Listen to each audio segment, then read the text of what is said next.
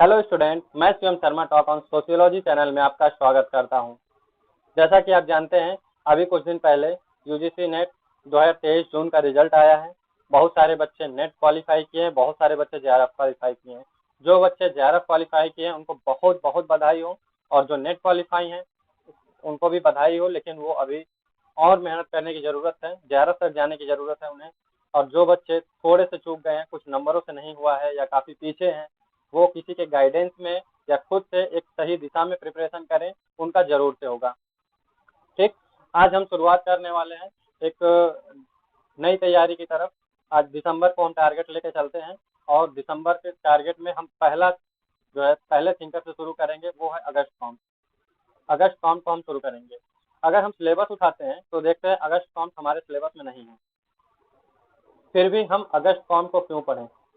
सबसे बड़ी चीज़, सबसे बड़ा क्वेश्चन यही है कि अगस्त फॉर्म को हम क्यों पढ़ें जब हमारे सिलेबस में ही नहीं है। तो ठीक, तो आज अगस्त फॉर्म को पढ़ाने का रीज़न ये है कि अगस्त फॉर्म सिलेबस में न होने के बावजूद भी इनसे हर साल एक दो तीन क्वेश्चन हर साल पूछे जाते हैं। उसके बाद दूसरा सबसे बड़ा रीज़न ये है कि अगस्त फॉर्म को हम लोग इसलिए पढ़ रहे हैं क्योंकि जिस सब्जेक्ट को हमको पढ़ना है उस सब्जेक्ट के जन्मदाता यही हैं।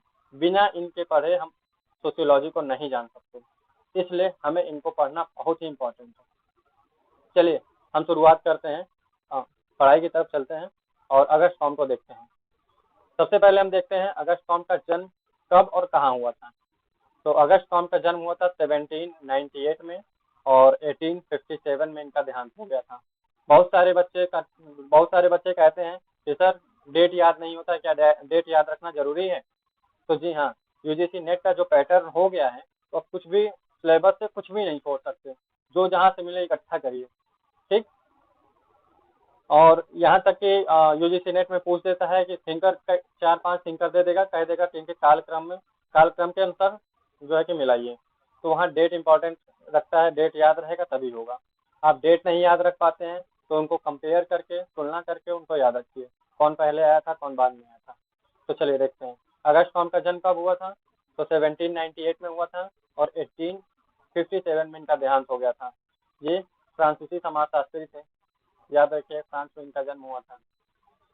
और आज हम सबसे पहले ये जानते हैं कि अगस्त कॉम्ट ने जितनी भी थ्योरीज दी, वो थ्योरी अगस्त कॉम्ट ने ही क्यों दिया, कोई और थिंकर देते, या अगस्त कॉम्ट ने जो है इसी थ्योरी को क्यों दिए, किसी और थ्योरी को दे सकते थे ये।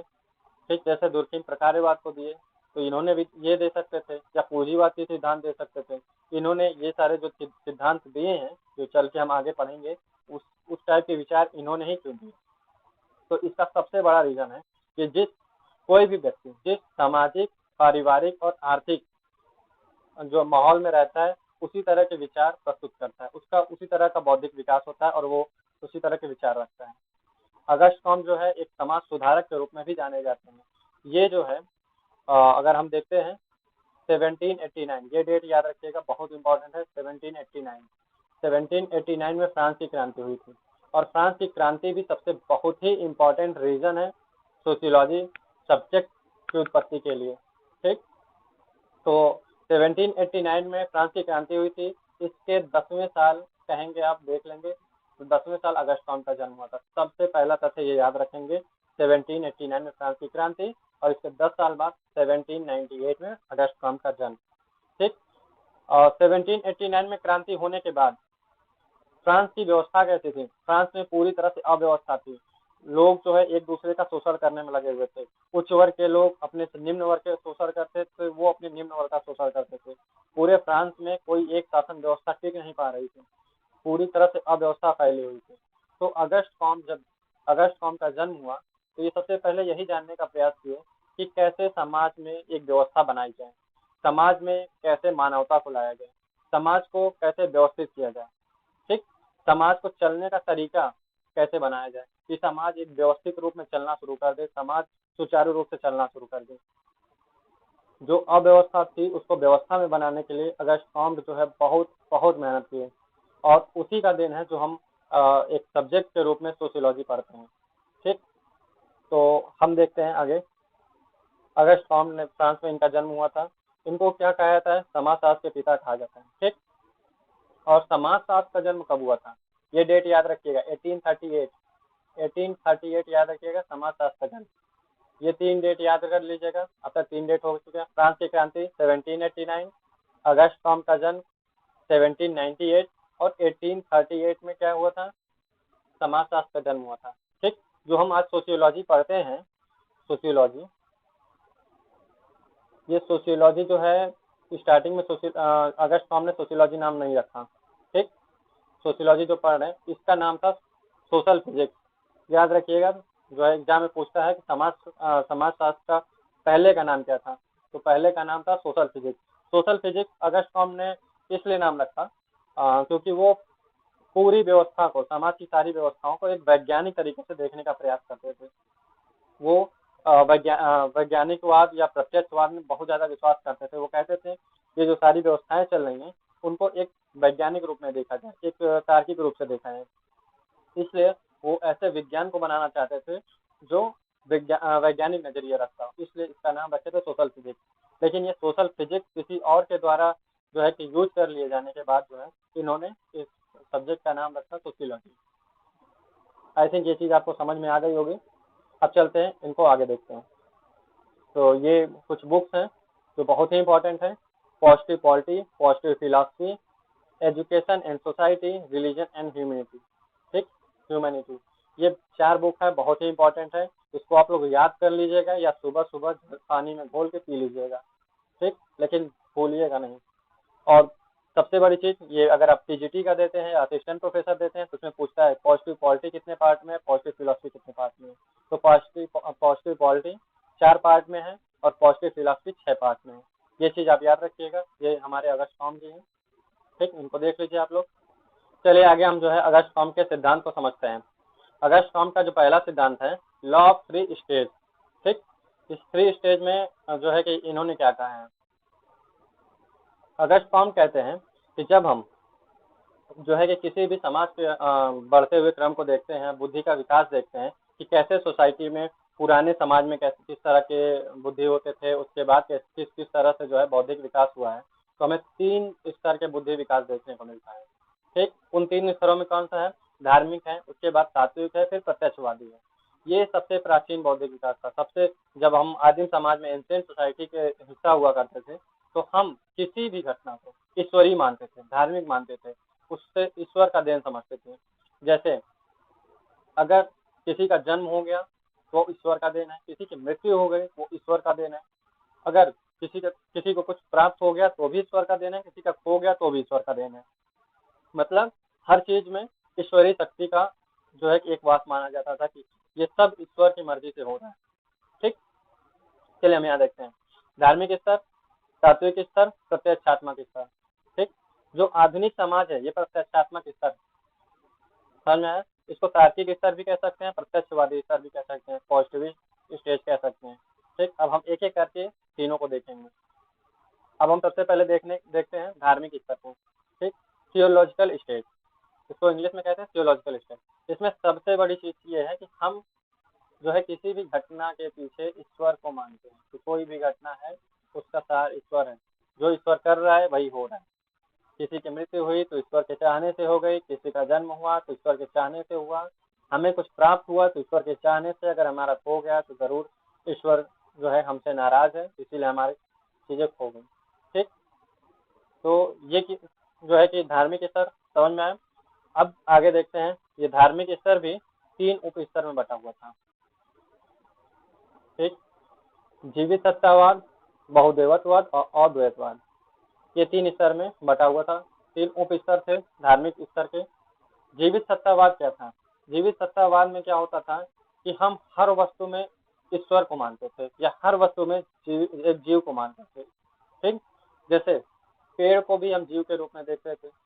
पेड़ हो गया, ये हमारा पेड़ है, इसको हम जीव के रूप में देखते थे कि पेड़ के अंदर जीव है। जैसे आज भी हम पूजा करते हैं, पीपल, बरगद, इन सब पूजा करते हैं, इनको काटना अपराध समझते हैं, इनके अंदर भी जीवन मानते हैं। पत्थर, जो हम भगवान की पूजा करना शुरू किए, शंकर भगवान की, वो पत्थर, उसको भी हम जीव मानते थे कि इसके अंदर भी जीव का वास है। ठीक, तो हर चीज को जो है कि हर चीज हर वस्तु में जीवन को जोड़ना, ये क्या हो गया, जीवित सत्तावाद हो गया। बहुदेवत्ववाद क्या होता है? जब हम जीवित सत्तावाद से कुछ आगे बढ़े तो हमें बहुदेवत्ववाद मतलब हमें ईश्वरीय शक्ति और अमूर्त शक्ति जो है हमें दिखने लगी। ठीक, तो अमूर्त शक्ति में बहुदेवत्ववाद को हम मानते थे। जैसे एक देवी देवता को न मान के हम कई देवी देवता को मानते थे। दुर्गा जी, काली जी, हनुमान जी, शंकर जी, ये सब बहुदेवत्ववाद के जो है कि प्रचारक थे। उसके बाद अद्वैतवाद। अद्वैतवाद जब हम बहुत सारे भगवान को मानते मानते थक गए और हम आगे थोड़ा बुद्धि का विकास हुआ तो हमें लगा कि ये जो सारे ईश्वर हैं ये सब एक हैं, सबका मालिक एक। ठीक, ये आपने नारा सुना ही होगा, सबका मालिक एक। तो हम एक भगवान को मानने लगे, तो अद्वैतवाद।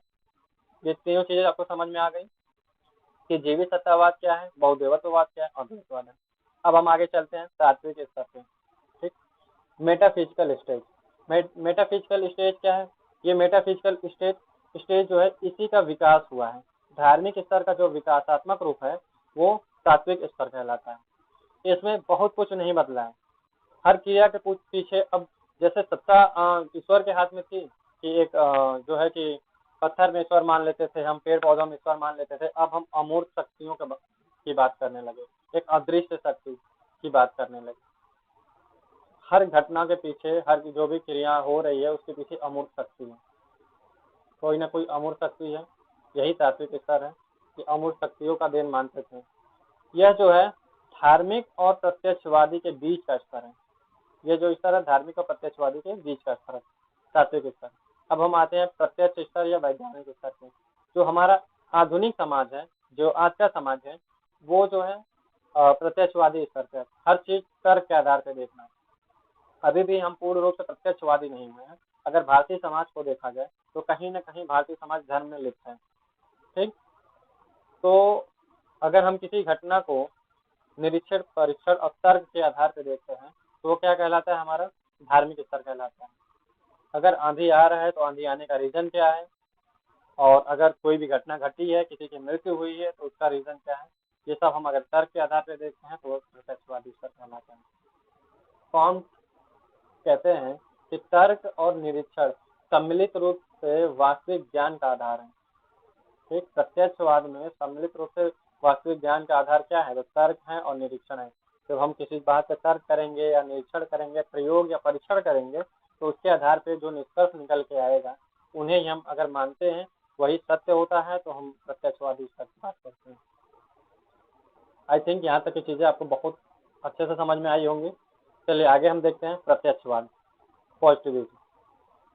अगर हम प्रत्यक्षवाद को देखें तो प्रत्यक्षवाद के जन्मदाता में जैसे सोशियोलॉजी के फादर माने जाते हैं, वैसे कॉम्ट जो है प्रत्यक्षवाद के जन्मदाता। ठीक, सोशियोलॉजी के पिता के बाद इन्होंने जो सबसे बड़ी थ्योरी और जो सबसे प्रसिद्ध थ्योरी दी है वो दी है प्रत्यक्षवाद। ठीक, इस प्रत्यक्षवाद की मतलब ये है कि इसमें कल्पना का कोई जगह नहीं है। अगस्ट कॉम्ट मानते हैं कि जैसे प्राकृतिक विज्ञान होते हैं, जैसे मैथ है, फिजिक्स है, केमिस्ट्री है, एक निश्चित नियम है उसमें कि अगर संसार चल रहा है और किसी भौतिक वस्तुओं को देखा जाए तो किसी न किसी निश्चित नियम के आधार पर परिवर्तित होती रहती है। उसमें कोई भी घटना घटती है, कोई भी परिवर्तन होता है तो किसी निश्चित नियम के आधार पर होता है। वैसे ही समाज भी किसी न किसी ये समाज को, ये जो है सोशियोलॉजी को भौतिक रूप से ही लेते हैं और ये जो है कि उसको प्रत्यक्षवाद से अनुभव करना चाहते हैं। और वह कहते हैं कि समाज भी किसी न किसी जो है कि निश्चित नियम के आधार पर ही परिवर्तित होता है। समाज में जो घटनाएं घट रही हैं किसी न किसी निश्चित नियम के आधार पर होती हैं। अगर हम उन्हें समझ लेंगे तो समाज में होने वाली सारी घटनाओं को हम पहले से समझ सकते हैं। इनका ये आधार है और इसमें कल्पना का कोई स्थान नहीं है। ये पूर्ण रूप से जो है कि प्रत्यक्ष रूप से देखने का, प्रमाणित चीजों को मानने का प्रयास करते हैं। तो कॉम के अनुसार ब्रह्मांड अपरिवर्तित प्राकृतिक नियमों द्वारा व्यवस्थित या निर्देशित होती है। ठीक, अपरिवर्तनीय प्राकृतिक नियम द्वारा कुछ न कुछ ऐसे नियम है जो फिक्स नियम है, उसी के आधार पर चीजें चलती रहती हैं, व्यवस्थित या निर्देशित होता है। समाज प्रकृति का एक अंग है, इसलिए जिस प्रकार प्राकृतिक विज्ञानों का अध्ययन होता है उसी प्रकार सामाजिक घटनाओं का भी अध्ययन होता है। ठीक, यहाँ हम देखते हैं अगस्ट कॉम कहते हैं निरीक्षण, परीक्षण, प्रयोग और वर्गीकरण पर आधारित वैज्ञानिक विधियों के द्वारा सब कुछ समझना और उससे ज्ञान प्राप्त करना ही प्रत्यक्षवाद है।